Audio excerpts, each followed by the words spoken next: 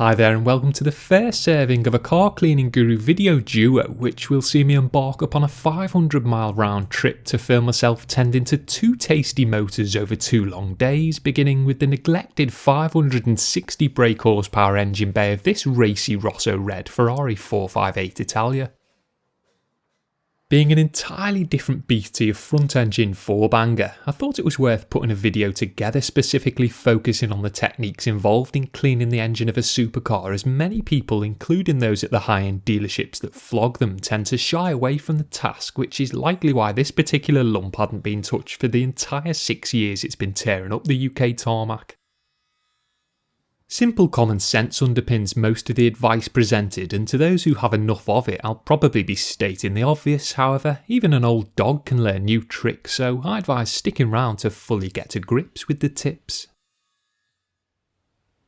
The first is a simple one, but something that can prevent costly damage being done to the exterior of the car while the engine cleaning is taking place, and that's to lay some soft towels down over the paintwork to prevent it from being marred, scuffed or scratched. Rear mid-engine supercars like this are configured for more even weight distribution, not ease of access, so during the cleaning there will inevitably be a certain amount of leaning over the body to get to the various engine components. A few towels carefully placed around the working area will help prevent any unnecessary damage being done, and they don't have to be plush microfibre types like the ones I used here. Simple terry towels will do the job just fine. To run parallel to protecting the panels with towels, you should also try and wear soft paintwork friendly clothing with as few buttons and zips as possible, yet if your attire does have them, as most working garments do, you needn't strip off, as they can be temporarily covered with some tape to keep them out of harm's way. Next on the engine cleaning agenda is to take its temperature to make sure it's not too hot. A small amount of heat can aid the removal of deeper, more ingrained grease and grime. However, if the car is just being driven and the motor is thoroughly warmed through, you should hang fire until it cools to the touch.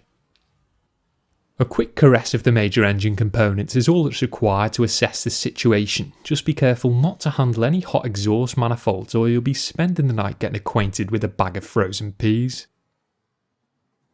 The final precautionary pre-cleaning stage is to cover any exposed parts you don't want coming into contact with water. This tip also goes for cleaning the engine of almost any other car, however it's especially important on high performance supercars, as any damage caused by water ingression could be costly. Some plain old plastic bags are all that's required to waterproof the engine bay, wrapping them around exposed components and securing them with elastic bands or tape to help give a watertight seal. I tend to focus on the alternator, coil packs and any other vulnerable electrical connectors, overlooking air intakes which on rear engine supercars like this are connected to external inlets, as well as fuse boxes which are usually located somewhere inside the cabin or under the bonnet. It can be a bit of a faff, however the 10 minutes or so it should take to adequately cover the correct components means you can then go on to give the engine bay a thorough clean without having to constantly worry about certain parts getting wet.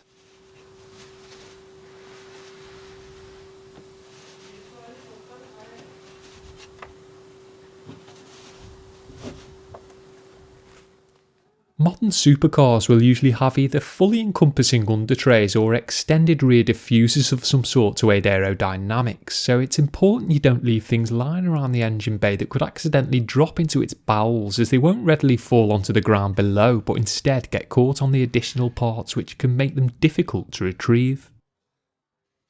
If you have suitable pockets, then plonk detailing brushes into them in between use, or keep them, as well as any other tools, in an empty bucket beside the car to prevent the high performance needle in a haystack situation. To take things one step further, you can tie some string to your tools, which also wraps around your wrist, meaning if they do accidentally slip out of your hand, you still have the means to recover them. I don't generally do this and just ensure I keep a firm grip of whatever it is I'm using, and latex gloves certainly help, but considering detailing tools have a small hole in them for hanging, there's nothing wrong with making use of them. Although wetting down the engine bay is an essential part of the cleaning process, excessive pressure isn't necessary, so if like mine your washer is adjustable, make sure you reduce its capacity considerably so that you're working with the lowest possible PSI. If you don't have that luxury though, then think about temporarily substituting your washer for a hose pipe along with a light spray nozzle to reduce the risk of water being driven into the numerous nooks and crannies. And whichever tool you go with, don't let its jet get too close to the components and keep the flow of water moving at all times.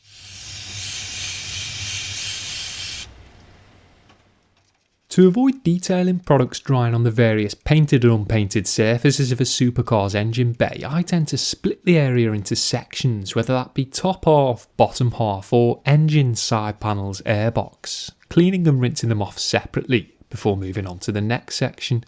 And this approach was especially important for me here, as I also had the strong sunlight to contend with.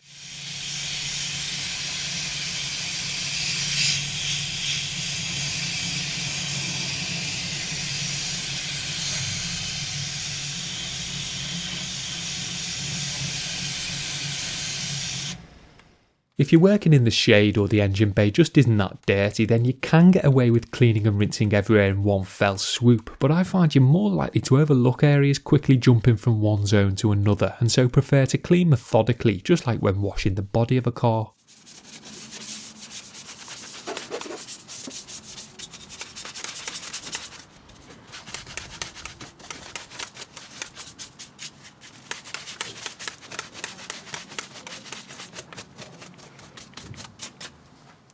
Doing things this way also means you can spend more time attending to the various parts, as you won't feel the need to rush to avoid product residue baking onto previously cleaned components.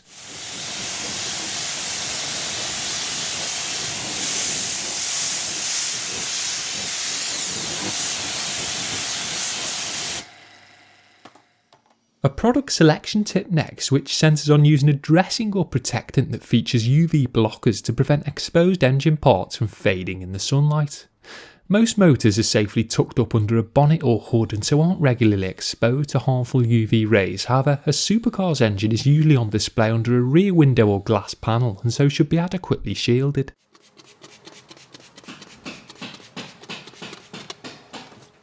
For this video I went with Finesse Dressle, a water-based spray-on walk-away type dressing that contains potent UV inhibitors.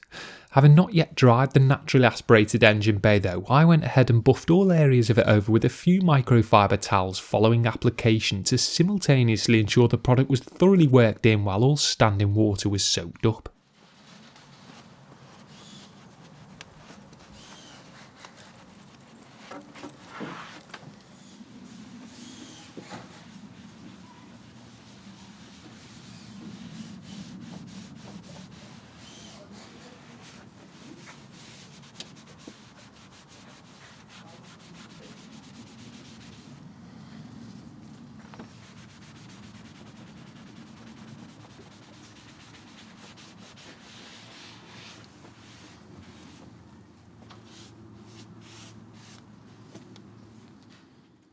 Moving on from the detailing of the actual engine bay, it's important to also make sure the inside of the rear glass is clean and presentable using a simple ammonia-free glass cleaner and a microfibre towel or two.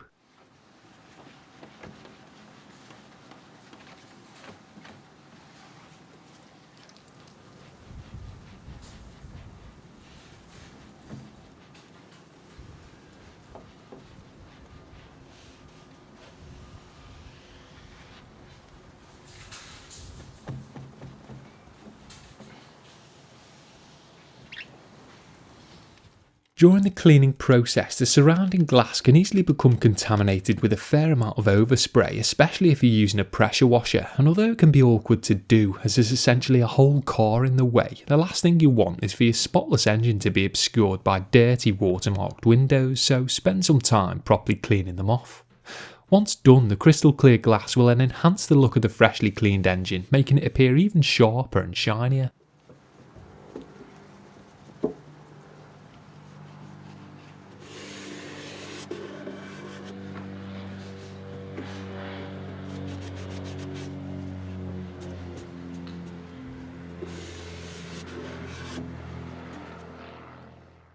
Engine bay attended to, it's also important to wash the exterior of the car because even if you're careful there will always be a certain amount of overspray contaminating the rear end and it's not sensible to let that sit on the surface.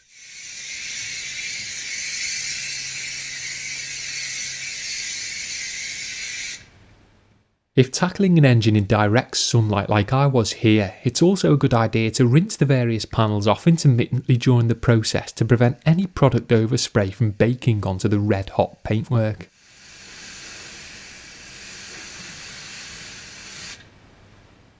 Due to this fact, I only ever undertake or advise an engine bay clean if the exterior of the car is also going to be given at least a basic wash and dry, otherwise you just end up displacing dirt from the engine onto the exterior. So if you're thinking about properly cleaning the motor, also set some time aside for washing the exterior to mop up the mess.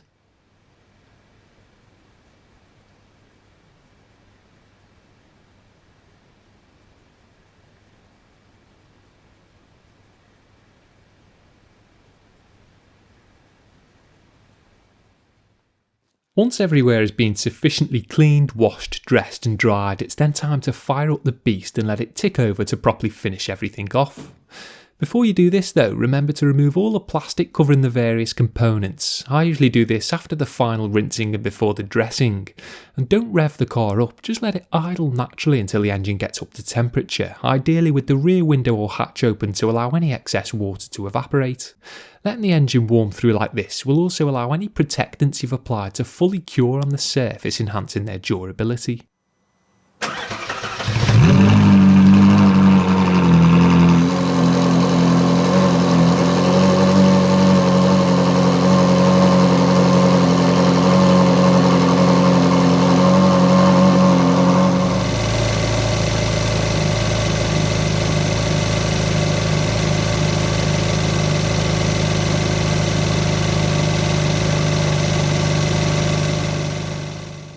And that's pretty much that. There are, I'm sure, additional things you can do to achieve a safer and more thorough clean, but these tips cover the nuts and bolts of supercar engine bay cleaning, and despite how daunting a task it can be, so long as you follow them, you should be just fine.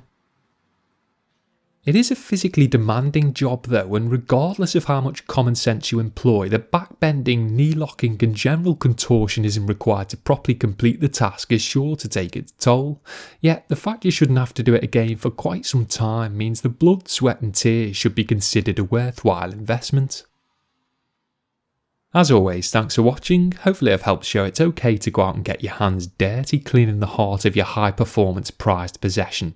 If you're not a supercar owner yourself though, you can always take these tips, apply them to your mum's Rosso Red Nissan Micra and just pretend it's a pricey Italian stallion.